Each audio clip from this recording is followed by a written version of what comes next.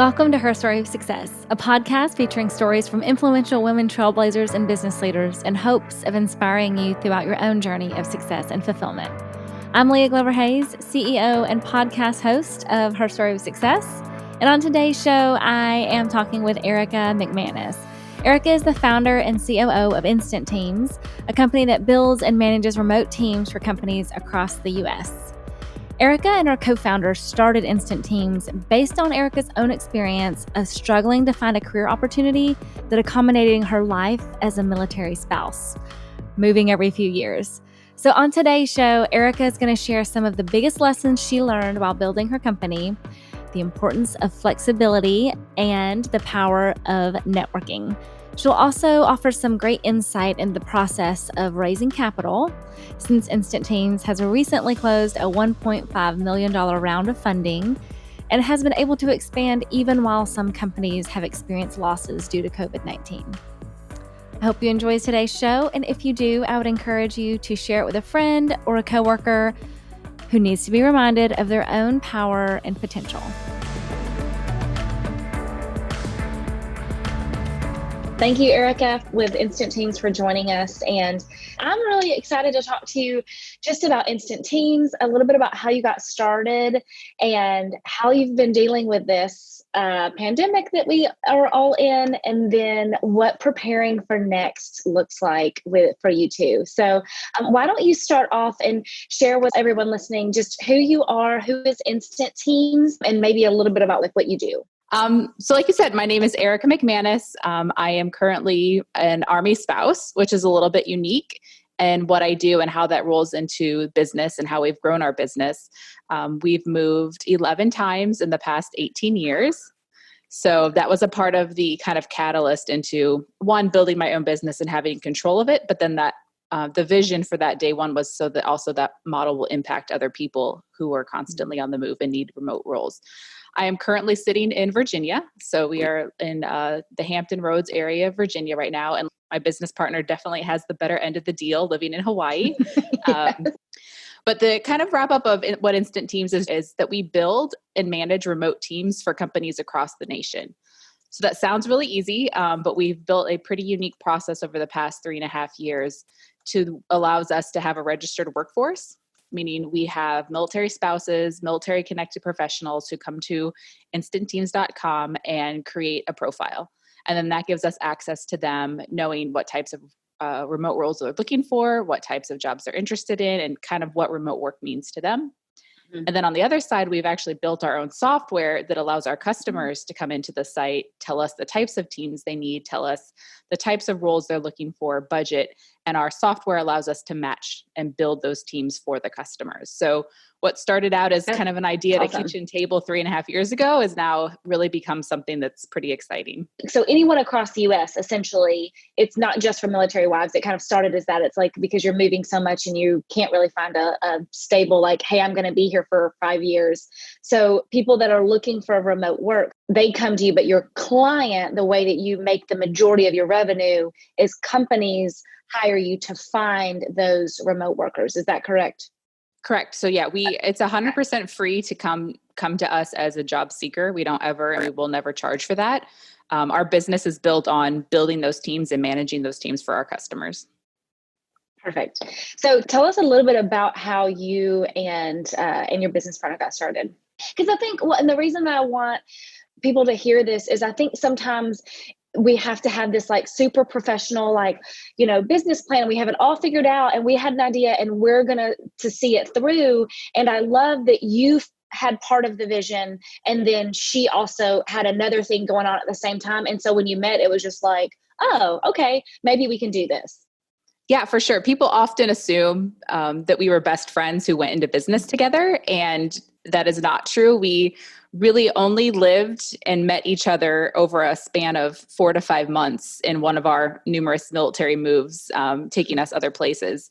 And in that 4 to 5 months, we met in a virtual workout group. We had both had babies. We were looking to just, kind of get our groove back. And so we just met as women who were interested in business. I was working for startups then. Liza was running her own business as a software engineer. So we knew we both had kind of this business professional edge. We were both moms with new babies, and we were both military spouses. So we kind of knew that we had something in common, but we were only together there for like 4 months and maybe only met each other twice in that 4 to 5 months. So then we moved and kind of went along on our ways. And then about 2.5 years later, both of our own experiences had taken us different routes. But at the end of the day, Liza was seeing the need as a software engineer for customers to have these quick teams that they could have access to. And I was seeing the need for startups who had no idea that military spouses were sitting there needing work. And I was building these little pods. And so when we came together, we were like, you know what? This story makes sense. Our visions and our missions make sense. So we really started the very next day once we kind of had that first conversation. She stopped what she was doing as far as building another business, and we just really got right to it.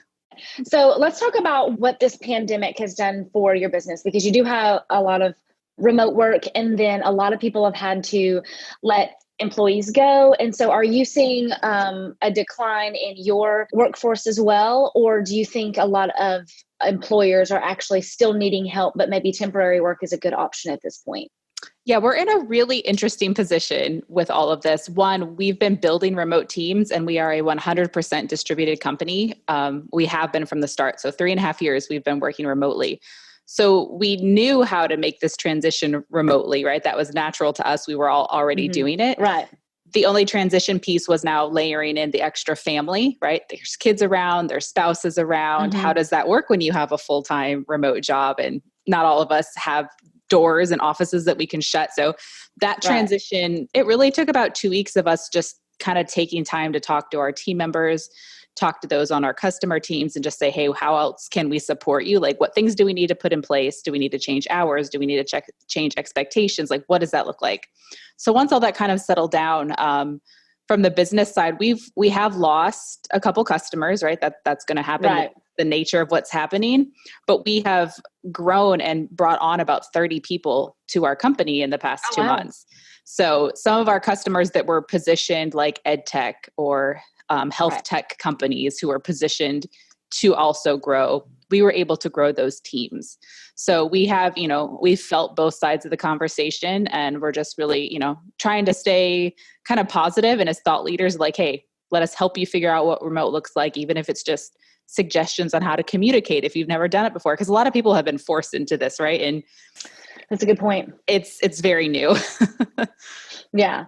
So what has the communication looked like for you and your business partner as leaders for your own team? So the people that are working with you, that are helping you, like, are they worried about their jobs? Like, what does that leadership communication kind of look like since all of this has started happening?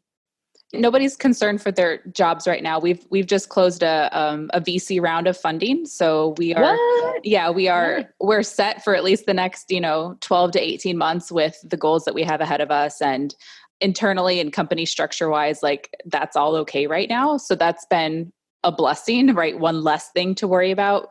But it's just been a lot of communication. And we have team members whose active duty spouses are deployed. So they're solo parenting with little ones in the house, and they work full time for us. That's a lot to expect of somebody. Absolutely. So most of the leadership in that way has just been really conversation based. Like, what is your life like right now? Do you need to change your hours? Do you need a break in the middle of the day? Do you need to work in the, like, just conversation based, being kind of empathetic leaders and just talking to our team and making sure that at the end of the day, mental health and burnout are real, especially when you work for a fast-paced startup, when you've got a house full of kids, when you can't leave your house. So just paying attention to that's been really important to us. Oh, absolutely. And let's talk a little bit about that VC round. So I know there's been a lot of conversation about fear. A lot of startups are kind of scared to go into this fundraising round. There's been some fear on investors, but you closed around kind of during and at the completion. Can you talk to us a little bit about what it's looked like raising funds during this pandemic, or at least finishing the round? Yeah, it's really been the finishing part. And nobody necessarily backed out. That, we had already kind of known what's coming in. We did have one investor decrease the amount by just a little bit. But really we've kind of treated it in that way, like nothing has changed. I think if you are actively fundraising, like what we just closed started a year ago, right? Like those conversations and the groundwork. And so it's not like it popped up suddenly and it didn't have a lot of depth to it when crisis hit. But again, because we are already positioned in the remote space, our investors and those interested saw that we were kind of headed, right? Future of work. We were already headed there. Now we're positioned to continue there. So definitely, still a lot of conversations, a lot of pitch decks and value adds, and just, really solidifying who we are and what we're designed to do, even in current times. So yeah, I think I know companies have lost money, and especially companies in like travel or hospitality, like all of those types of startups have been hit really, really hard.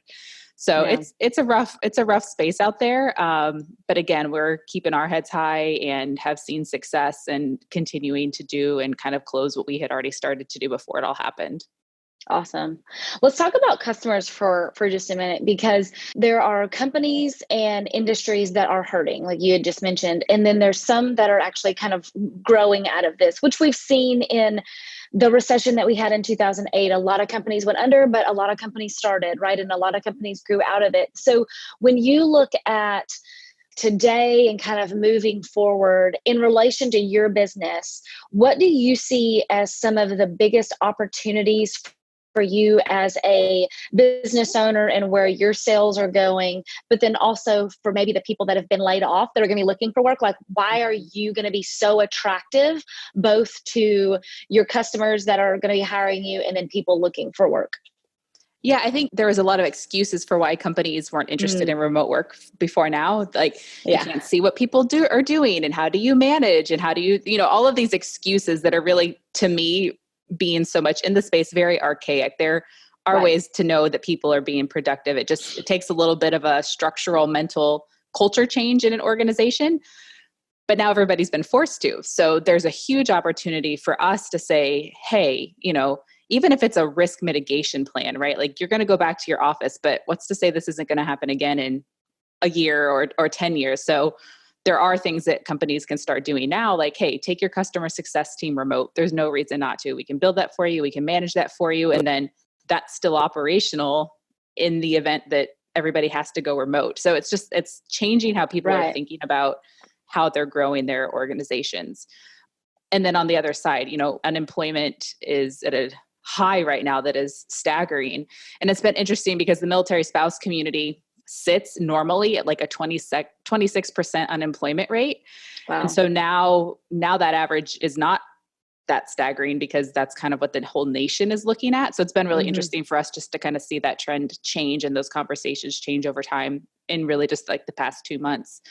But a lot of opportunity is at hand. And, I'm on LinkedIn daily. I see people looking for work and people even building new business ideas from scratch because of what is happening. So as an entrepreneur, struggle to me can always bring amazing innovation. And so I'm kind of excited for that in the months to come. Like, what are people changing? What are people seeing? Like, we can't do it that way anymore. Like, it's just not going to happen. So how do we change and keep going forward in a way that's kind of current with the time?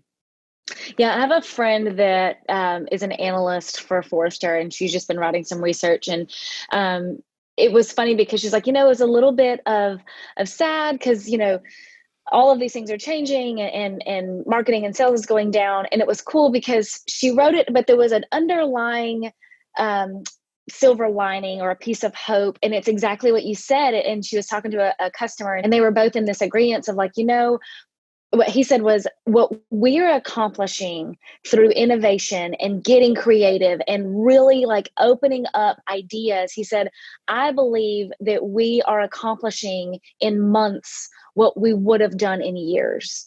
And so I think that it's so important to have those narratives of what does it look like to look at the bright side for those that are out of work. I saw a post on LinkedIn of a girl that left a company that she loved, that she was there from. It was a startup. I think it's like 6 years old. And she helped grow it. And now she said, this is going to give me an opportunity to really look at what I want to do next and to really get down to like my core values and my vision. And, because we talk about that in business all the time. Yep. And that's one of the questions I wanted to ask for you is when you think about the mission, vision, values of your company, what is it when you're hiring that people get so attracted to and excited about that come to work for you that makes you the most proud? Like, what are you the most proud of when you think about how you started this as a kitchen table and now to where it is and attracting those people that share that same vision? Yeah, it's one of my favorite things to do. It's one of my favorite projects being a business owner. And it's actually right here on the wall behind me is building the vision, mission, and values. And we knew from the values component, which is kind of like the third tier of all of that they needed to be usable, meaning they weren't going to be these big, fluffy, deep, robust philosophical thoughts that nobody really understood, right? You see these beautiful things and you read these things from companies, you're like, oh, that sounds like a poem. But for us, at the end of the day, we needed everybody to be able to use the words. So our values are things that we say daily, that we talk about daily, and that are actionable. So you can see people doing it or you can see people not doing it. And it's been really cool to build our company off of that, because then people come back to us and say, even in a very transparent way, one of ours is we communicate mindfully. And somebody can say, hey, I don't feel like the communication was as great as it could have been. And this matters to the company. So how can we improve this? So it becomes this really cool cultural thing where you can kind of be challenged back as a leader with the core values that you put in place to continue to improve, which sounds kind of scary in some ways, but we've really found it a little bit terrifying. Yeah. I was just thinking like, how am I going to implement that? And I'm like, I'm going to have to like sidebar, have a conversation with you on like what that looks like putting it in practice. Yeah, it is. It's scary to put yourself out there and say, I am 100% accountable to these 4 things, right? But we've seen those challenges and being held accountable to the things that we've built at the core of the company just continue to improve us on a daily basis. I love that. Now, what I love about Instant Teams is really the heart behind it and the fact that you looked at your own need or your own maybe desire, because you could have worked anywhere. But can you tell us some of the stories of women that work with you, maybe through Instant Teams, some stories of them finding a role and being able to work while they're still the spouse of someone? Like, because when you're a spouse of a military person, right, you are the second person, right? Because you're moving and you're going for that person's job. Right. So what have you been able to give to the spouses or people that come through Instant Teams that's been a blessing to you? Yeah, those are really no matter what's happening, those are the things that get you out of bed in the morning, right? Like you can be having a hard time in business, but it's those heart pieces. You're like, but this story was so powerful. Like we got to keep doing this over and over. Yeah. So 2 of my favorites, one is she's currently our business manager. She was actively PCSing, which means she was moving military duty locations. And we had offered her an interview, like not knowing this. And she took the interview. And I did notice, because we do our interviews on Zoom, she was sitting in a Panera with her headphones in. And I thought that was a little strange. Like, wouldn't she be in a more quiet place or at your house? But she nailed it. And at the end, she was like, I just want to tell you, like, I would not normally do this in a Panera. She's like, but my husband and the dog and my 3 kids are in the U-Haul sitting out in the parking lot. And we pulled off the highway just so I could do this interview because they were like literally moving from place to place.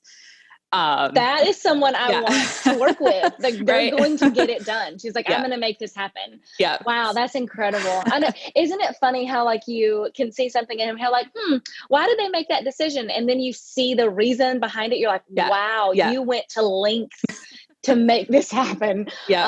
I love that. Yeah. And let's talk about what your teams are. So when you offer these, like what types of roles are companies hiring you to fill? And what does that structure look like a little bit?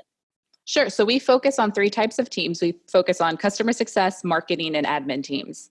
And we've done that just by way of, in order to build a business, you have to focus and niche down. And we started out saying, we'll build whatever team you want for whoever needs it. And, that doesn't get you very far, which is kind of counterintuitive. You think the more you can serve, the better. But we've had to niche that down. So we do focus on the customer success, marketing, and admin teams. But our customers are industry agnostic, meaning we have cybersecurity firms, we have Fortune 100 companies, we have small marketing agencies. So as long as the company looking for the remote team needs a customer success, admin, or marketing team, then we can build that and deliver that for them. Okay, cool. When you say an admin team, like what does that look like? It's so broad of a term. Yeah, those are usually team members that end up kind of plugging into the other two big ones. The biggest teams that we have are customer success teams, customer support teams. But the admin roles can fall anywhere from a virtual assistant to a bookkeeper doing back-end bookkeeping. We have an entire team of document processors and quality analysts. So lots of different unique things, which is cool because our workforce is so diverse. We have people from all different industries and backgrounds looking for work. So it's a really neat opportunity for us. Every time we build a fresh team, it's like, all right, who are the best matches? And that's what we've trained our software to do, is bring the best match that we can then take back to this customer. Okay. I want to do a couple of fun questions. So I want to know what you do for fun right now and what does your home environment look like? And then what do you do for fun? Sure. So I have an active duty spouse. He is mission essential. So he has not been home. He still leaves the house. He goes back and forth every day. But I do have two boys home. I have an 8th grader and a 3rd grader home with me. So are you homeschooling? I'm kind of homeschooling. We're in Virginia. I think every person's saying that. They're like, define that. I am not actively sitting at the table 8 hours a day. I have to work 8 hours a day. So I've had to modify my schedule a little bit. So I wake up earlier in the morning to kind of have my alone time. I'm an introvert. I thrive on having my own energy and my own space. And even though I'm home still, like I'm not alone and there's constant needs surrounding me. So I've had to add a couple hours to my day in the morning to kind of give me that alone time. And then I do sit down with my 3rd grader in the morning. We're usually done by 10:30. And my 8th grader is just self-efficient. So he knows what he needs to do. He gets up and does it. So that all kind of takes place in the morning. And then I kind of work until maybe a little bit later than I normally would if they were in school, just to counteract all of that. So we've had to make adjustments, but really have just tried to keep a normal routine. Like they're outside at least twice a day. I break and have lunch with them. And then for fun, that's been a challenge, right? Everybody's like, it was kind of cool the first 2 weeks. You're like, oh, we get to stay in the house and play games. This is great. And now we're like 2 months in. I really enjoy yard work. I always have. I know that some people are like, that's not fun.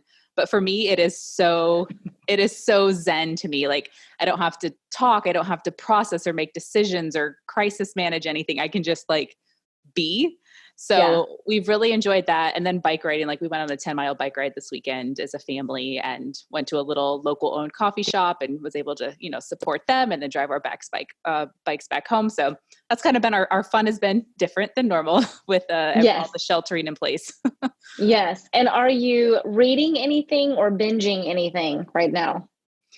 I don't really do either. I don't watch TV during the day. I don't read during the day. Like I literally am working during the day. At night, my husband and I do watch shows. I think we just finished watching Upload. Yeah, it's called Upload. Yeah. It's like a new series. So we usually watch like 1 or 2 shows at night once the boys are in bed. And I'm reading a cool book right now. Actually, it's called Vitamin B. It's like almost like a devotional, but it's not faith-based, but it's like your daily dose of business. So it's like these little Vitamin B. super little tiny daily snippets that it takes like 5 minutes. So like I don't have time to read, but I need something to feed my business soul. So it's been working really well. I love that. I'm going to have to look at that one, Vitamin B. Yeah. And then what's your one thing that you've done as a business owner, a mom, an entrepreneur that you would suggest that other people do? Like what's one thing that you've done that served you really well in this time? I would say not specifically this time, but what has helped me deal with this time is life coaching. I think that's something a lot of people don't talk about, those types of components of growing as a professional and growing as an individual. But 3 years ago and like I said, I'm an introvert, so I've had to learn how to work past wanting just to be behind the scenes. Like, I don't need to be out front. Like, let me do I'm the proud work. of you doing this interview. Yeah, thank you. I've learned. I'm super friendly and outgoing, but it's an energy. I don't know how much you've studied like introverts and extroverts. Yeah. It's like My an energy husband's an consumption introvert. thing. Yeah. So when I was asked to do my first keynote speech, I almost had like a meltdown. I was like, absolutely not. Like, I'm not going to speak in front of people. I'm not going to do that. But then I also thought, Erica, like, you're leading a business and you're going to build a big business. You better kind of figure this out. So I invested in some life coaching, and I don't do it as much as I did at the beginning. Now it's just kind of a maintenance program, so to speak. Yeah.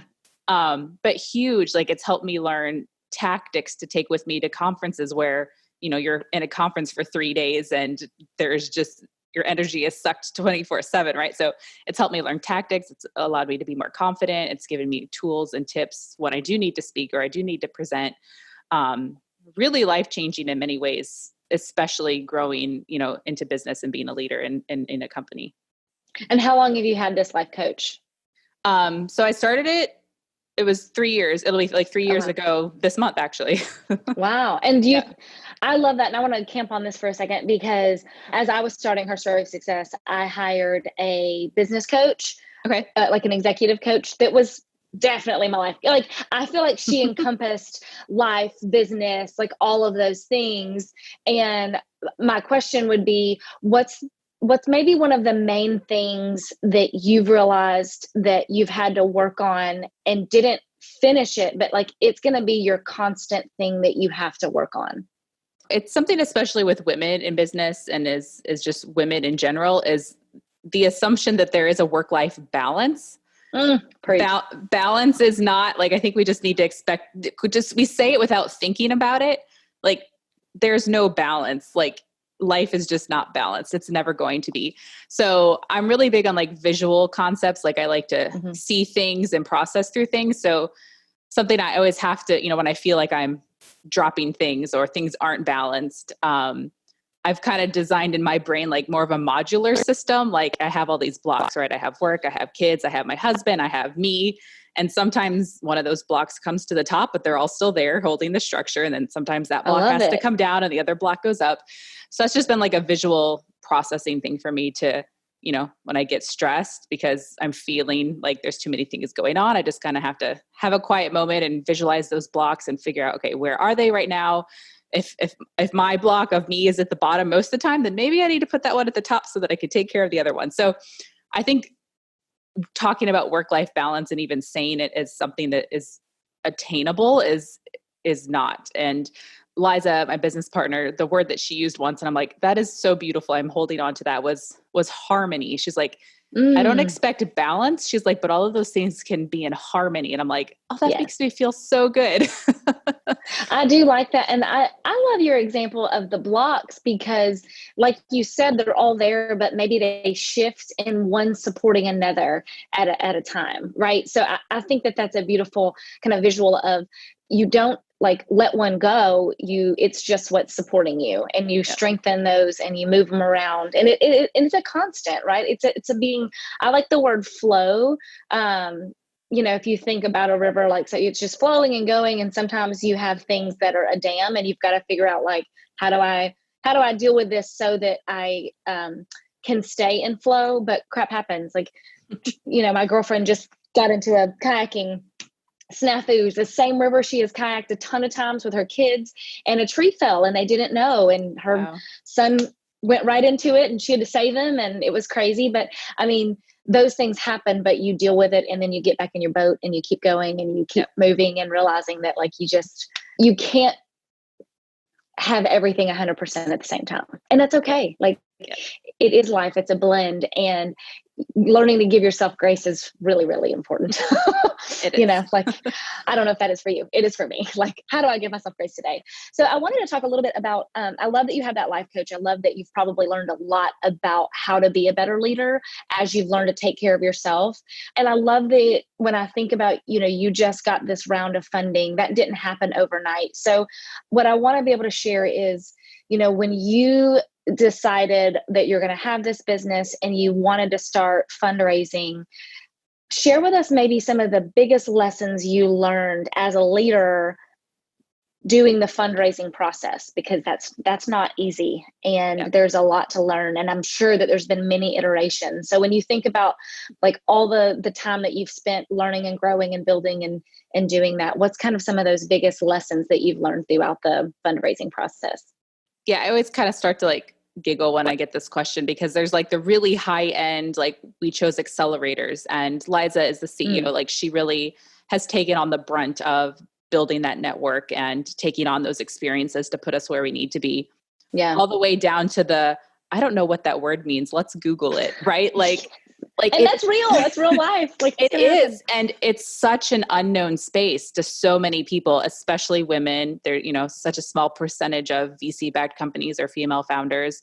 And then being a subset of the military community too, like VC funding's not a huge thing. Like friends and family rounds, we don't have neighbors who have tens of thousands of dollars sitting around to contribute to your company, right? So we've had to do it in a way that's organic to who we are.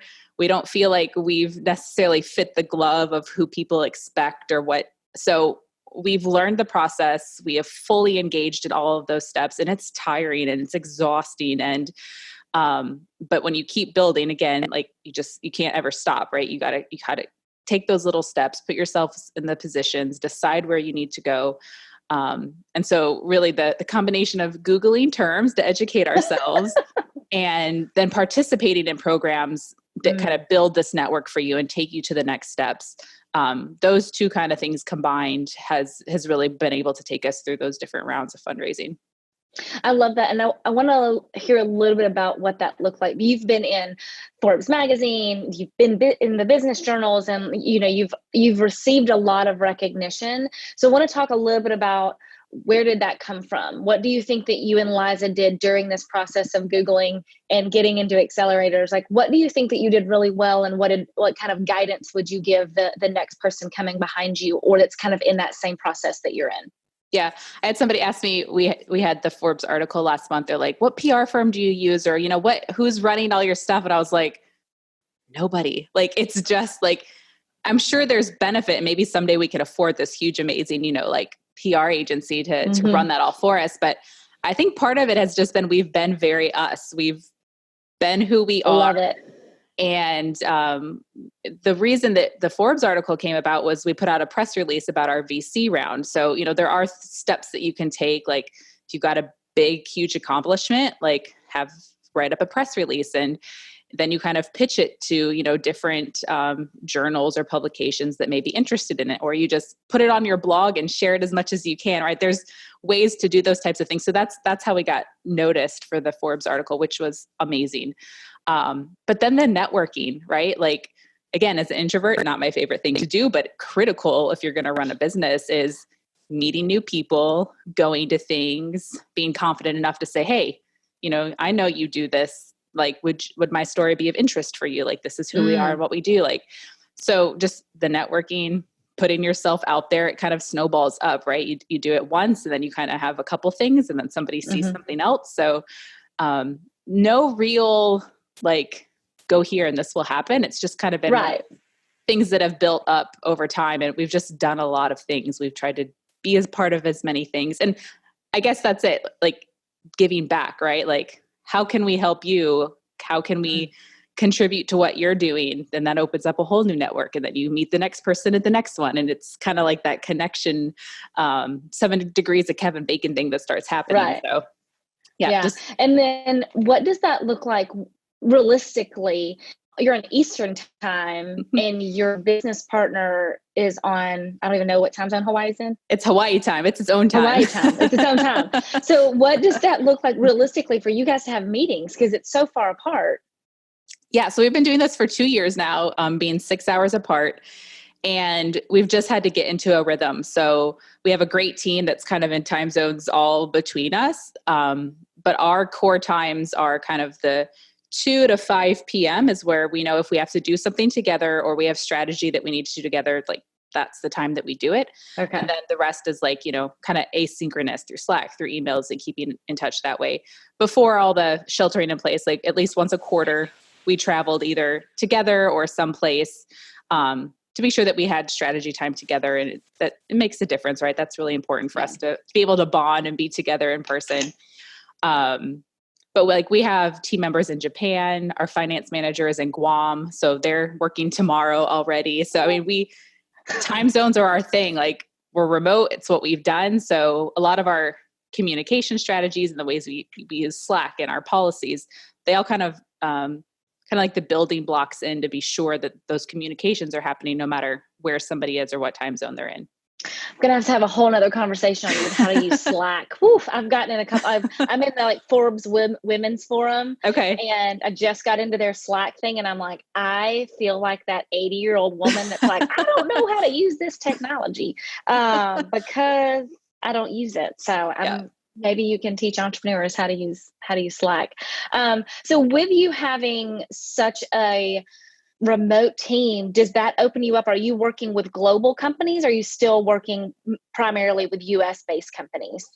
Yeah, our customer base right now is mostly US based. And all of our team members are US citizens. They, since a lot of them are military, they may be stationed outside of the United States. But we're only able to hire as a corporation right now, US citizens, and then just haven't extended our sales reach out globally quite yet. And most everybody's US based. Perfect. So just a couple more questions. One, where can our audience find you on the webs and socials? And I want to give you a question to think about for a second is how do you define success today? So while you're answering where we can find you and connect with you, be thinking about how you define success today. Okay. And I usually say just how you define success, but we're in a little bit different period right now. So we're saying today in this season. Okay. And thank you for the heads up. The introvert in me appreciates that. Yes. My husband's an introvert, so I have to give him plenty of time. Yep. So social wise, we have a really fun Facebook page. We do a lot of content on Facebook, mostly facing towards the workforce and our military community. So you can find us there. We're Instant Teams. We're on Twitter. We're on LinkedIn. Personally, I would love to connect with everybody on LinkedIn. So you can just find me, Erica McMannes, send me that connection request. That's how I've continued to network without being able to go places, is finding webinars, going to webinars, finding the people in those webinars, and then connecting on LinkedIn. It's kind of like a networking hack in the virtual space to keep meeting new people and building that network. And then instantteams.com is where you can find all the other information about our company, how to build a team if you're looking to build a team as a company, and everything else that we have going on. Perfect. And then how do you define success today? I always give answers in like 3 different ways. So here's my three different ways. I'm open to it. One is very much in light of COVID and the pandemic, like that I'm still happy. Like I think there's so many opportunities to put yourself in positions where you're not giving stress. Like there's still laughter in the house daily. My husband and I still like each other. Like just that there is still happiness and joy. I think like you just got to hold on to that. Like that is baseline foundation of life. If that's not happening, then nothing else really matters. Right.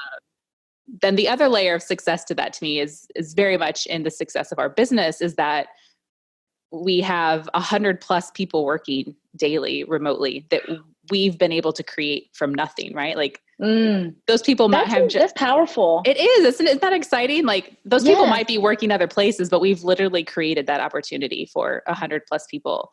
So that's success. Like that is success layered with that I can still say I laugh every day and I'm happy. Like that's where it's at.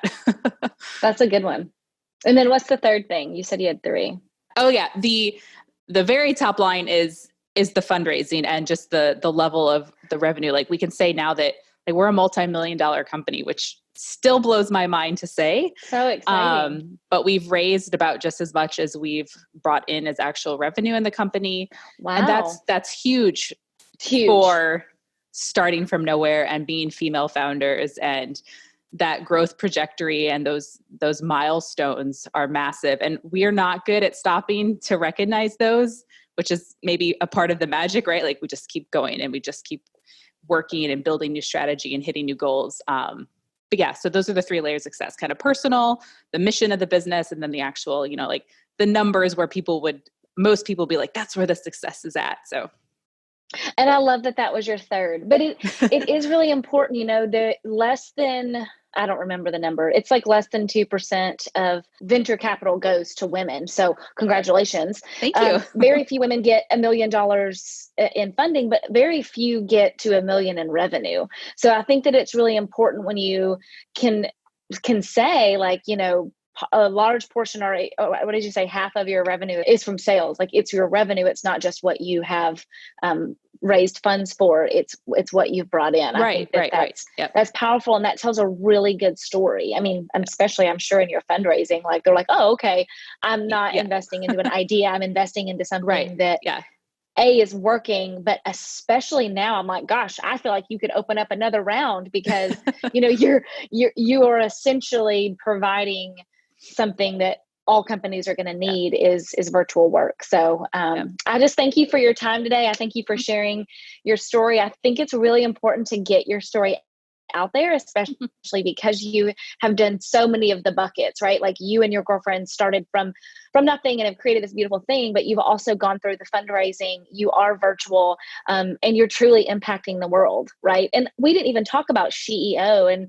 one of the ways that we know each other, and you being a venture. I think that we need a whole nother conversation on that. But I think that's one thing when I think about, like, what does the audience need to take away from? I think your networking is huge. I think, like you said, getting yourself into accelerators, into programs where you're getting the views of other people and being able to meet like-minded individuals that say, I might not know a lot about what you're doing. I don't know about staffing and recruiting, but I love the mission that you're helping military spouses, or I love the mission that you've even thought about, people that can't, like, go to a work and they need to work from home. And I just appreciate your story, and I'm honored to be able to share it and, spread the message of what you're doing is really important, and it's a big deal, and you're amazing. So I know Haley, your sister, and she's one of my favorite humans. She's helped me build her story of success. So there's something about you guys that are just, or you ladies, that I love. So thank you for spending your time with us today.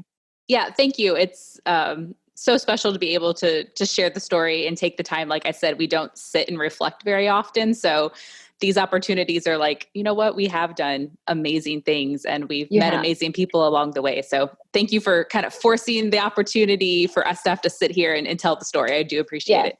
Well, and I'm going to get you and Liza together. I know that was what we had originally planned.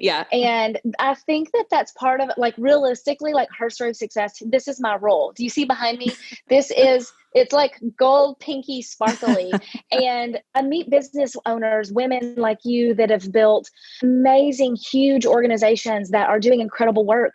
And all of you forget to celebrate yourselves, and I think that maybe that's my job. My job is to remind you that you're amazing, because I am the listener. People are like, who do you do the interviews for? I'm like, me. If there were 0 people listening to this, I'm learning, I'm growing. And, when I see you succeed, when I see you close a $1.5 million round, when I see you take something from your kitchen table and make it this incredible thing, and you're giving jobs and you're providing this great thing in the world, that inspires me to further my mission, because I'm like, oh, Erica's a real human being. She's a mom. She struggles with things.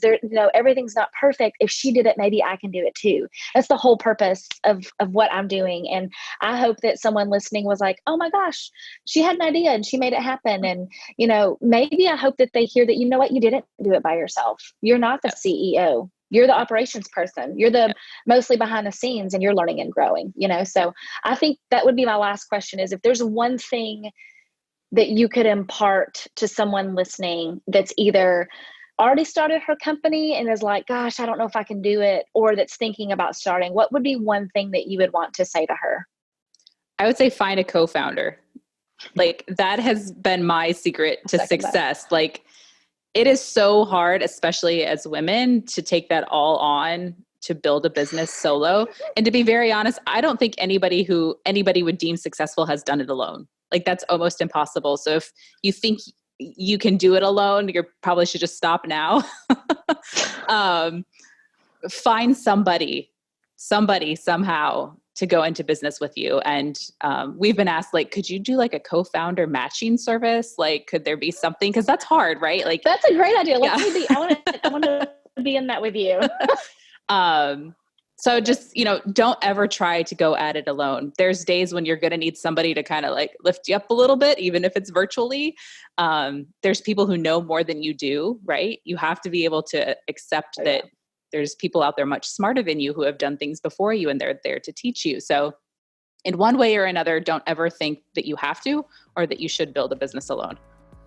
I love it. Well, thank you, Erica, for spending your time with us. This has been incredible. We appreciate you. And I am excited to continue to watch Instant Team grow and see how you guys are going to make the difference in the world.